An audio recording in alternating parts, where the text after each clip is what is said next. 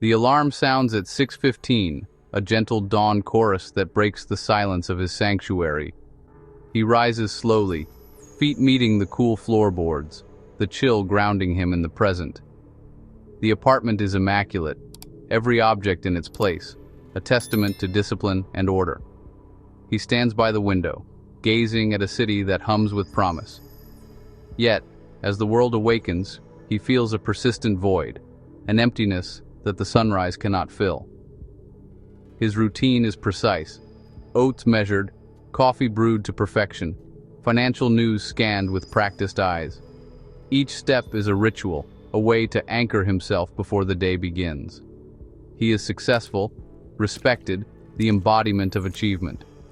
Yet, as he sits alone at the table, the silence presses in, reminding him how profoundly alone he truly is. In the bathroom, he meets his own gaze. The man in the mirror is a stranger, polished, composed, but distant, as if wearing a mask he cannot remove. He dresses in a suit, the uniform of success. Each movement is deliberate, practiced, as if preparing for battle. Every item is armor, each detail a signal of belonging to a world that values appearances above all else. He plays his part, stepping into the role of competence and control. The performance begins before he even leaves his home. The silence of his apartment is heavy, a constant companion that lingers even as he prepares to leave. He has built a beautiful stage, every detail curated. But the play unfolding here feels empty, the applause missing. The city awaits, a landscape of anonymous faces, each person lost in their own world, each morning a repetition of the last. He will be polite, efficient, agreeable. The mask never slips, not even for a moment. Society applauds his performance, but inside he wonders, is this all there is? Is this what fulfillment feels like? He locks the door behind him, carrying the weight of an unspoken question that grows heavier with each passing day. Is this the reward for a life lived correctly? The hallway echoes with his doubts. The morning ritual ends, but the emptiness lingers, following him into the world outside. From childhood, his path was clear, outlined not just by his family, but by teachers, neighbors, and the world around him. Work hard, get good grades, secure a stable career. These were the steps everyone seemed to agree on. This was the formula for happiness, the only sensible way, at least according to the blueprint handed down by society. He was a dutiful student, sacrificing play for study, believing that discipline now would guarantee joy later. Achievements confirmed he was on the right track. Each certificate, each trophy, was proof he was building his life correctly. Society promised happiness in exchange for hard work. Promotions, bonuses, and new titles were supposed to be the rewards. But the emotional payoff never arrived. The applause faded quickly, leaving a quiet emptiness. Each milestone, promotion, bonus, new apartment, felt hollow, like checking boxes on someone else's list. The blueprint showed how to build a life, but not how to live it. It offered structure, but not meaning. It taught achievement, not connection, productivity, not presence. The focus was always on the next goal, never on the moment. The good life felt like a beautifully designed house with no one home. Outwardly perfect, inwardly silent. He pursued his career with determination, climbing the corporate ladder, always striving for the next rung. On paper, the blueprint worked perfectly. Every metric of success was met. But the internal landscape remained barren. The sense of belonging and joy he expected never materialized. The promise of belonging and contentment was unfulfilled. He wondered if he had missed something essential. Society's transaction, follow our rules, gain happiness, was flawed. The blueprint didn't account for the human need for connection. The blueprint was incomplete, missing the instructions for connection, for meaning, for love. He built the structure, but the life inside felt empty. The blueprint for a good life, he realized, was only half the story. His commute begins in the hush of early morning, the stale scent of yesterday's coffee lingering in the air. It's a lesson in urban anonymity. Faces blur, footsteps echo, and voices dissolve into the city's constant hum. He joins a river of people, each sealed in their own bubble, eyes fixed ahead, headphones in, worlds apart. They share space but remain strangers, the silence broken only by the screech of the train and the tap of screens. This silence is comforting, a cocoon against the chaos. Yet it's profoundly lonely, a reminder of his invisibility. He takes up as little space as possible, shrinking inward, avoiding eye contact, hoping not to be noticed. The rule, never be needy, never show vulnerability, echoes in his mind, a silent mantra. He suppresses the impulse to help, fearing awkwardness, his own voice drowned out by the fear of standing out. Social interactions become scripts, polite nods, empty greetings, never genuine inquiries, never real connection. He projects calm competence, hiding inner turmoil, rehearsing every word, every gesture, afraid to let the mask slip. The desire for connection feels shameful, a secret ache he tucks away behind practiced indifference. Surrounded by millions, he feels utterly alone, the noise of the city amplifying his silence. His isolation is most acute in a crowd, where he is both invisible and exposed, longing for someone to notice, yet terrified they might. His office, perched high above the city, is the very image of success, a testament to years of dedication and ambition. He is respected, trusted, and his career is a triumph. Accolades and recognition flow his way, each achievement adding another line to his impressive resume. Yet, accomplishment feels fleeting, like a ghost that slips through his fingers. The applause fades quickly, leaving only silence. Praise is formal, emails automated, joy absent. The recognition is routine, stripped of warmth or genuine connection. Success becomes another task completed, a box checked off, disconnected from any real sense of fulfillment. He observes colleagues' camaraderie from a distance, feeling like an outsider in the very place he's supposed to belong. Small talk is a foreign language, his attempts at connection awkward and strained. The laughter of others only amplifies his isolation. Work becomes a refuge, a distraction from confronting the emptiness that lingers after the meetings end and the lights go out. Achievements are like stones dropped into a well, each one vanishing into darkness, leaving no echo, no lasting satisfaction. His career grants him status, but the connections feel transactional, lacking depth or meaning. The view from his office is breathtaking, a panorama of achievement, yet the emptiness inside persists, untouched by outward success. He craves connection, not just professional triumph. The hollow echo of achievement reminds him that success without fulfillment is its own kind of loneliness. The journey home is a retreat into profound quiet, each step echoing in empty corridors and silent elevators. His apartment is clean, modern, and uncluttered, every object in its place, every surface immaculate, yet the air feels untouched, almost sterile. Solitude is framed as freedom, but it often feels like absence, a hollow quiet that settles in the corners and lingers in the air. He tries to convince himself of contentment, filling the silence with small routines, making tea, tidying up, checking the clock, but the silence is heavy, pressing in from all sides. There is no one to share his day, his meals, his life. The clink of cutlery is the only reply to his thoughts. Beautiful objects offer no comfort, just silent witnesses to the passing hours and the stillness that fills them. Jazz music drifts through the rooms, its melodies emphasizing the lack of human conversation, the absence of laughter or voices. He could disappear, unnoticed for days, his presence swallowed by the city's endless hum and the apartment's quiet isolation.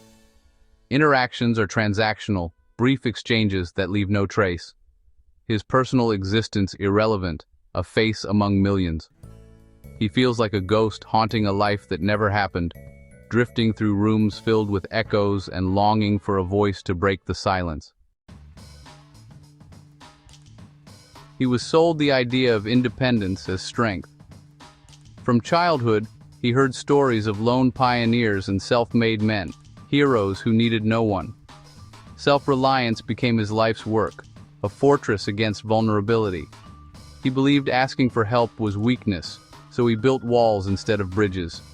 Independence was supposed to protect him, but became a prison.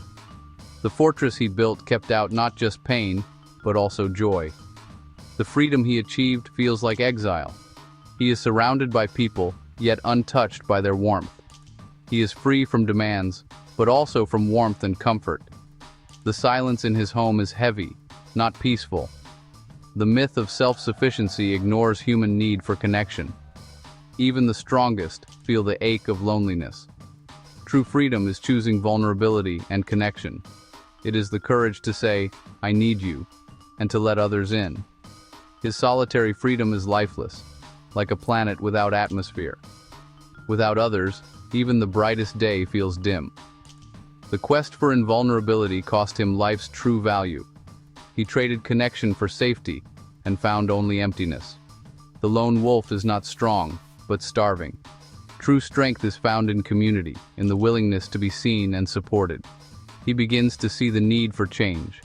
The myth of self-sufficiency unravels, replaced by the truth. We are meant to belong, not to stand alone. He fears admitting he is not okay, equating it with failure. The thought of reaching out for help feels like exposing a wound, one that might be judged or dismissed. Loneliness is seen as personal inadequacy, not a human experience. He worries others will see his need as a burden, or worse, as proof that he is somehow lacking. The masculine ideal demands stoic resilience, silence and struggle. He remembers being told to man up, to keep emotions hidden, to never show weakness. Vulnerability is treated as weakness, so he hides his struggles. Even in moments of pain, he feels compelled to wear a mask, fearing rejection if he reveals his true feelings. He cannot articulate his loneliness, resorting to polite lies. Each time he says, "I'm okay," the distance between him and others grows. This fear creates a cycle of loneliness and shame. The more he hides, the more isolated he feels, and the harder it becomes to reach out. He longs for someone to see past his facade, but fears exposure. The hope for understanding is always shadowed by the terror of being truly seen. Admitting need feels like defeat, not a path to connection. He imagines the words catching in his throat, afraid they will sound desperate or weak. He is trapped by societal expectations and masculine pride. The pressure to appear strong is relentless, leaving no room for honesty about his needs. The silence is a prison, built on shame and fear. Each unspoken word adds another brick to the wall around him.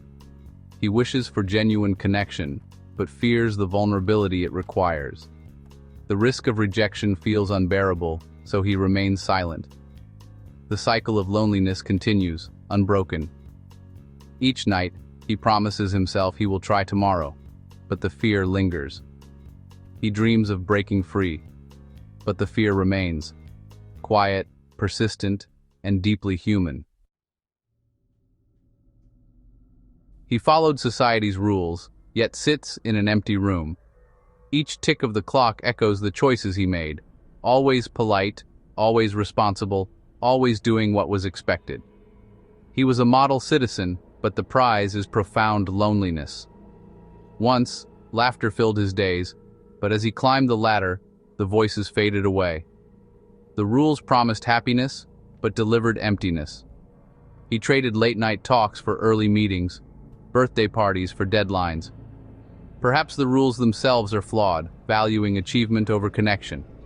His walls are lined with proof of success, but his heart is empty.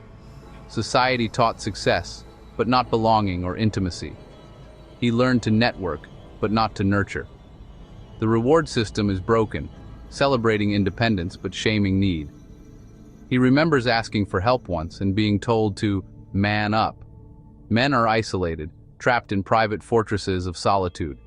He built walls for protection, but now they keep everyone out.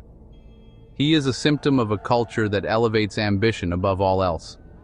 He remembers his father telling him, "Work hard and you'll be happy." But happiness never came.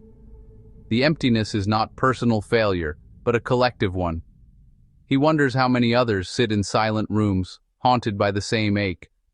Society's map led to a desert, shaming him for thirst. He was told to be self-sufficient, but now he is parched for connection.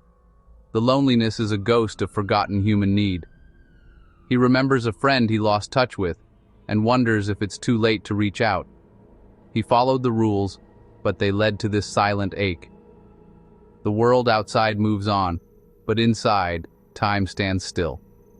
The game was rigged from the start, leaving him questioning. He wonders if breaking the rules is the only way to find his way back to himself. True strength is not always loud or visible. Sometimes it is the quiet courage to be honest with ourselves, to whisper, "I am not okay," even when the world expects us to be strong. Admitting loneliness is not a sign of weakness or failure, but a profound act of bravery. It takes courage to face the ache inside and to name it. This hidden loneliness is an epidemic among men, masked by routines and silent expectations. Many walk through life surrounded by people, yet feel invisible.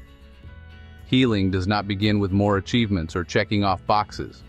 It starts with honest self-reflection, sitting with discomfort, allowing ourselves to feel. The first step is acknowledging the emptiness, giving it a name, and allowing ourselves to sit with it, rather than running from it. True strength is built on connection, not isolation. Vulnerability opens the door to real relationships, to being seen and understood. The path forward is uncertain. Learning vulnerability is daunting, especially when it means unlearning years of silence and self-protection. The journey begins with a single, honest sentence, a quiet admission that things are not okay. This is where transformation starts. Giving voice to feelings breaks the spell of silence. Each word shared is a step toward healing, a bridge to connection. This is the moment to stop following flawed rules and start writing new ones, rules that honor our humanity and our need for connection. Real strength starts with admitting one's own humanity, embracing the full spectrum of emotion, and allowing ourselves to be seen. The journey out of the empty room begins here, with a single step, a single word, and the willingness to be vulnerable. He is ready to embrace this new path, seeking genuine connection, and discovering that the quiet courage to say, "I am not okay," is the first step toward belonging.